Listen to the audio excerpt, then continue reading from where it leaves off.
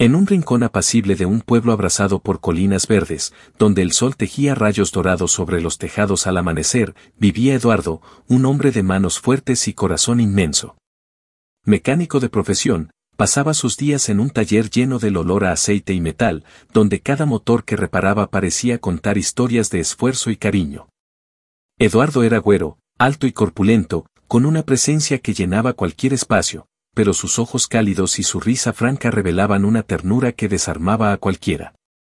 Tenía un hijo, Emilio, de 18 años, un joven moreno, alto y gordito, de mirada profunda y sonrisa tímida, cuya sensibilidad lo hacía brillar como un poeta en un mundo de prosa. Pero últimamente, los ojos de Emilio cargaban una sombra de tristeza que preocupaba a su padre, un peso silencioso que se colaba en cada rincón de su hogar. Eduardo notaba los cambios en su hijo con una mezcla de inquietud y amor. Emilio, que antes llegaba de la preparatoria hablando de sus clases de literatura o tocando melodías en su guitarra, ahora apenas pronunciaba palabra. Sus calificaciones, que siempre habían reflejado su dedicación, estaban cayendo, y las llamadas de la escuela se hacían más frecuentes. Emilio está distraído, decían los maestros. No participa, parece perdido. Cada noche, mientras compartían la cena, Eduardo intentaba abrir una ventana al corazón de su hijo.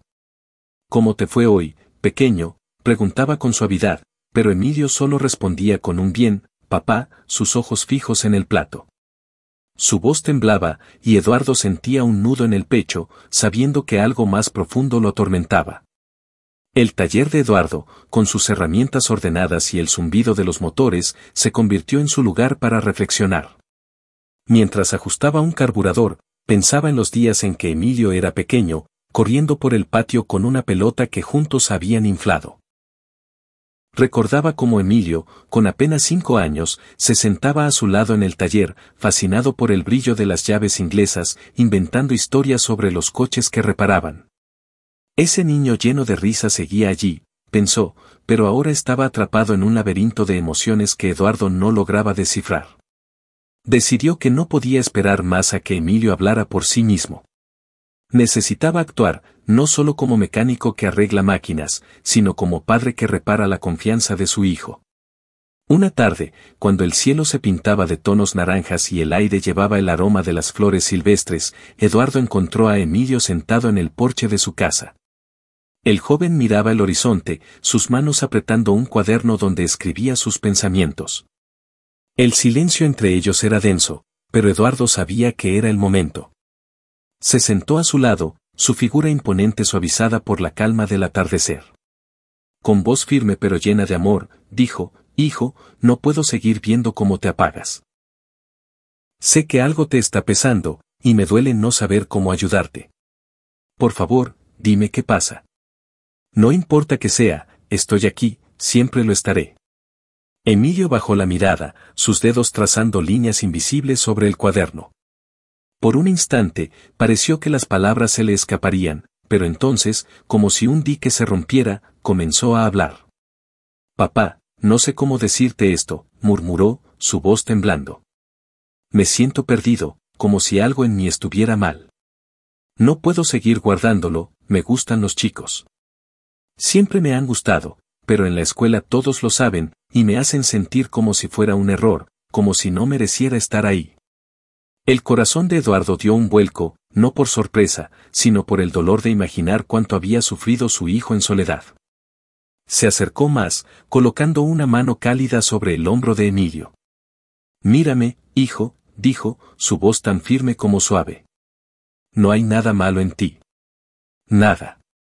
Lo que sientes, a quien amas, es parte de quien eres, y eso es algo hermoso. El amor no tiene moldes, no tiene reglas. Es un regalo, y tú eres libre de sentirlo como tu corazón te lo pida. No eres un error, Emilio. Eres mi hijo, y te amo con todo lo que soy». Emilio alzó la vista, sus ojos brillando con lágrimas que mezclaban miedo y alivio. «¿De verdad no estás enojado? ¿No estás decepcionado?», preguntó, casi en un susurro. Eduardo negó con la cabeza, sonriendo con una calidez que disipaba las sombras. «Enojado, nunca. Decepcionado, jamás. Estoy orgulloso de ti, Emilio. Eres valiente, más de lo que imaginas, y no estás solo. Nunca lo estarás. Con la barrera rota, Emilio comenzó a contar todo. Como en la escuela, un día, un compañero había visto un poema en su cuaderno, un poema dedicado a un chico de su clase, un joven de risa fácil y ojos que parecían entender el mundo. No había pasado nada entre ellos, solo una amistad que Emilio atesoraba en silencio, pero los rumores se encendieron como fuego. Los susurros en los pasillos se convirtieron en risas crueles, las miradas en desprecio, las notas burlonas en su mochila en puñales. No me aceptan, papá, confesó. Cada día es más difícil. Me hacen sentir que no valgo nada, que no pertenezco. A veces pienso que sería más fácil desaparecer. Eduardo escuchó cada palabra, su corazón rompiéndose por el peso que su hijo había cargado solo. Recordó su propia juventud, los momentos en que él mismo había sentido el peso de las expectativas, aunque por razones diferentes. Sabía lo que era sentirse fuera de lugar, y no permitiría que su hijo siguiera sufriendo en un lugar que no lo valoraba. Esa noche, mientras Emilio dormía, Eduardo se quedó despierto, buscando soluciones. Recordó una conversación con un cliente que le habló de una preparatoria en la ciudad vecina, conocida por su ambiente inclusivo, donde el arte y la creatividad eran el alma del aprendizaje. Era ideal para Emilio, que encontraba refugio en su guitarra y sus poemas. A la mañana siguiente, Eduardo habló con Emilio. Le explicó su idea de cambiarlo de escuela, pero dejó claro que la decisión era suya. Emilio, aunque nervioso, asintió. Quiero intentarlo, papá, dijo. Quiero un lugar donde pueda ser yo mismo. Durante las siguientes semanas, Eduardo se encargó de todo, visitó la nueva escuela, habló con los consejeros, revisó cada detalle para asegurarse de que Emilio estaría en un lugar donde pudiera florecer. La directora, una mujer de voz amable y mirada comprensiva, le aseguró que la escuela celebraba la diversidad y que Emilio sería bienvenido. El proceso no fue sencillo. Eduardo tuvo que ajustar su horario en el taller, tomando trabajos nocturnos para cubrir los costos del transporte a la nueva escuela. Cada mañana, antes de que el sol saliera, revisaba el viejo camión que usaban para el trayecto, asegurándose de que estuviera en perfectas condiciones. Emilio, por su parte, pasaba las noches escribiendo en su cuaderno, plasmando sus miedos y esperanzas. Una de esas noches, le mostró a su padre un poema que había escrito, titulado El Camino Nuevo. Hablaba de un viajero que dejaba atrás un bosque oscuro para encontrar un campo lleno de luz. Eduardo, con lágrimas en los ojos, abrazó a su hijo. Ese eres tú, pequeño, le dijo. Estás encontrando tu luz. El primer día en la nueva preparatoria, Emilio estaba lleno de nervios, pero también de una esperanza que no había sentido en mucho tiempo. Eduardo lo acompañó hasta la entrada, su figura alta y robusta contrastando con la de Emilio, pero ambos compartiendo la misma determinación. Le dio un abrazo que parecía transmitirle toda su fuerza. Tú puedes con esto, hijo, le dijo. Eres más fuerte de lo que crees, y este es tu nuevo comienzo. Emilio sonrió, una sonrisa pequeña pero genuina, y cruzó las puertas con el cuaderno bajo el brazo. Los días pasaron, y poco a poco, Emilio comenzó a transformarse. En su nueva escuela, encontró un grupo de amigos que lo aceptaban sin reservas. Había un club de arte donde podía tocar su guitarra, escribir poemas y compartir sus canciones sin miedo al juicio. Los maestros notaban su talento y lo animaban a explorar su creatividad. Una profesora de literatura, la señora Clara, se convirtió en su mentora, animándolo a presentar sus poemas en un recital escolar. Emilio, aunque al principio dudaba, aceptó el reto, y la noche del recital, su voz temblorosa pero firme llenó el auditorio con versos que hablaban de amor, identidad y resiliencia. Cuando terminó, el aplauso fue ensordecedor, y Eduardo, sentado en la primera fila, no pudo contener las lágrimas. Pero lo que más marcó a Emilio fue conocer a Mateo, un chico de su clase de literatura. Mateo tenía una risa que llenaba el aire y una forma de hablar que hacía que cada conversación fuera una aventura. Compartían un amor por las historias, la música y los pequeños detalles de la vida, como el sonido de las hojas al caer o el olor de un libro viejo.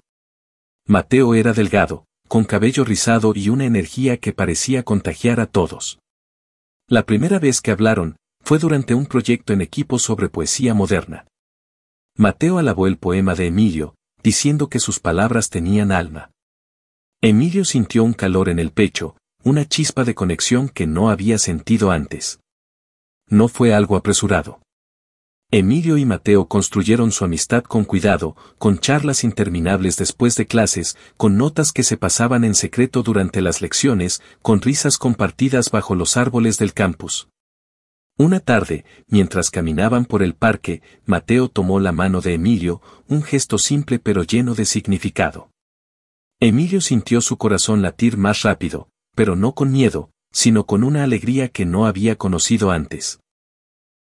Por primera vez, se sintió visto, no como un rumor o una etiqueta, sino como él mismo.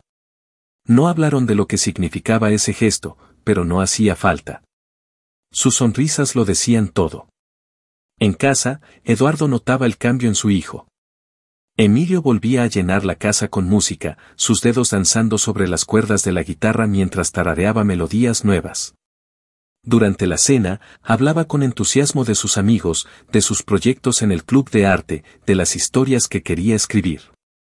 Una noche, mientras compartían un postre casero, Emilio miró a su padre y dijo: «Papá, gracias.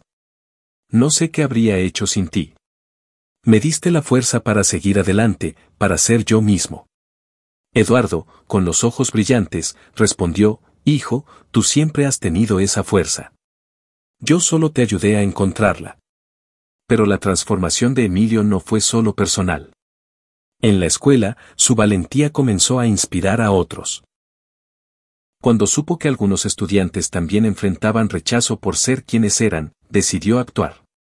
Junto con Mateo y otros amigos, propuso crear un club de apoyo, un espacio donde cualquiera pudiera compartir sus experiencias sin miedo. La señora Clara los apoyó, y pronto el club, llamado Voces Valientes, se convirtió en un refugio para muchos. Organizaban noches de poesía, talleres de escritura y charlas sobre aceptación. Emilio, que alguna vez se había sentido invisible, ahora era una voz que ayudaba a otros a encontrar la suya. La historia de Eduardo y Emilio también resonó en el pueblo. Los vecinos, que al principio murmuraban con curiosidad, empezaron a ver la fortaleza del amor incondicional. Una madre, inspirada por Eduardo, comenzó a hablar más abiertamente con su hija, que enfrentaba sus propias luchas. Un maestro de la antigua escuela de Emilio reflexionó sobre cómo podía hacer que su aula fuera más acogedora. Incluso el dueño de la tienda local, un hombre gruñón pero de buen corazón, comenzó a colgar carteles de apoyo a la diversidad en su negocio, diciendo: «Si Eduardo puede apoyar a su muchacho, nosotros también podemos». Eduardo, desde su taller, seguía reparando motores, pero ahora cada trabajo llevaba un pedazo de su historia con Emilio. Un coche que arregló para la escuela nueva de su hijo se convirtió en un símbolo de comunidad, usado para llevar a los estudiantes a eventos artísticos. También comenzó a enseñar a Emilio sobre mecánica, no porque quisiera que siguiera sus pasos, sino porque quería compartir momentos con él. Emilio, aunque no era un experto, disfrutaba esas tardes en el taller, riendo cuando se manchaba de grasa o celebrando cuando lograba ajustar una pieza. Esos momentos, simples pero profundos, fortalecieron su vínculo. El pueblo, poco a poco, se transformó en un lugar más cálido. Los eventos del Club Voces Valientes comenzaron a atraer a familias, maestros y vecinos. Una noche, durante un recital al aire libre, Emilio y Mateo presentaron una canción que habían compuesto juntos, una balada sobre encontrar tu lugar en el mundo. La melodía, suave pero poderosa, hizo que muchos en la audiencia se emocionaran. Eduardo, sentado entre la multitud, sintió un orgullo que apenas podía contener.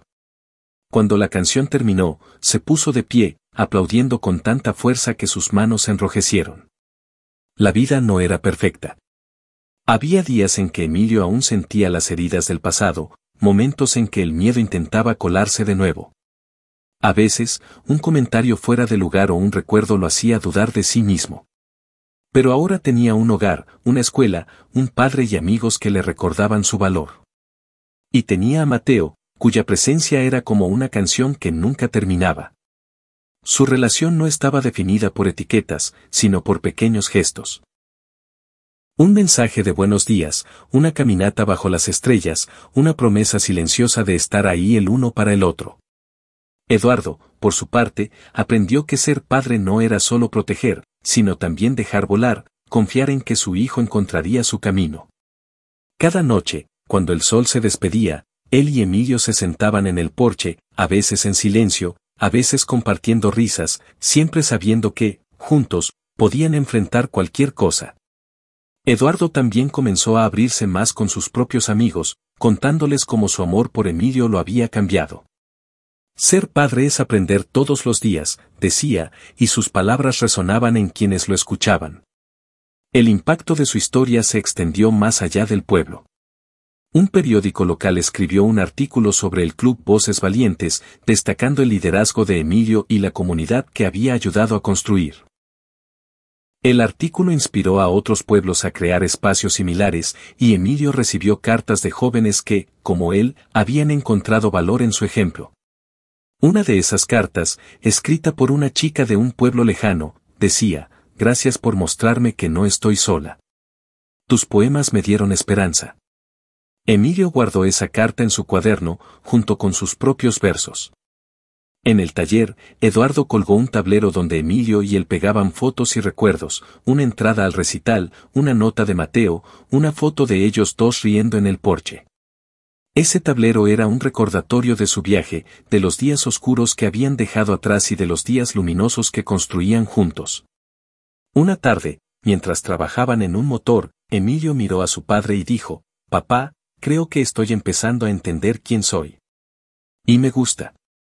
Eduardo, con una sonrisa que iluminó el taller, respondió: «Eso es todo lo que siempre he querido para ti, hijo».